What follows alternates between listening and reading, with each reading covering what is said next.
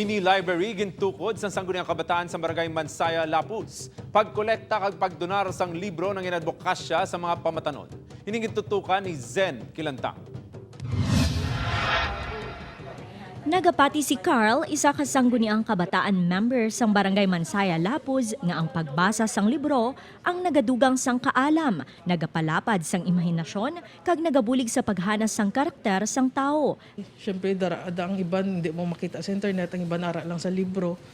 Then, dako gid kay once magbasa, kagidya, dako gidya mabulig si mo, damo magsulod la sa si mo utok. Unlike sa internet, basahon mo lang, pasa mo lang, wala dayon. Unlike sa mga libro, ara lang na siya, lifetime na siya. Bangod sini, naisipan ni Carl nga magkolekta sa mga libro umpisa sa nagsugod ang pandemya.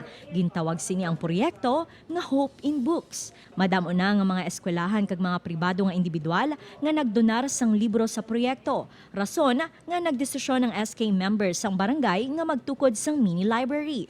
Plano nila nga buksan ang library sa mga kabataan sini nga bulan. Apang bangod ginadumilian pang pagwa sa mga bata. Sa karon, pwede nila mahulam ang libro kag ibalik lang pagkatapos basahon. Magluwas diri may programa man ang SK nga print mo, photocopy mo, libre ko. Sa diin libre ang mga estudyante nga makaprint sang ilang modules. Ready na lang aton di nga infrastructure, so gakwan ka skap nga but mayari na di nga daw mini sound. Mayara man tamang butang to sang TV para daw audio visual man nga kwan para gid sa kabataan kan luyag nga magano nga magkagto di sa aton nga open mini library.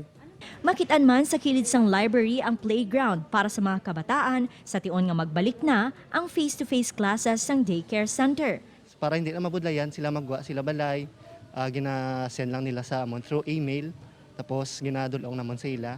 Tapos mayara man nga nagakadtoy pero naga-follow man sang health protocols.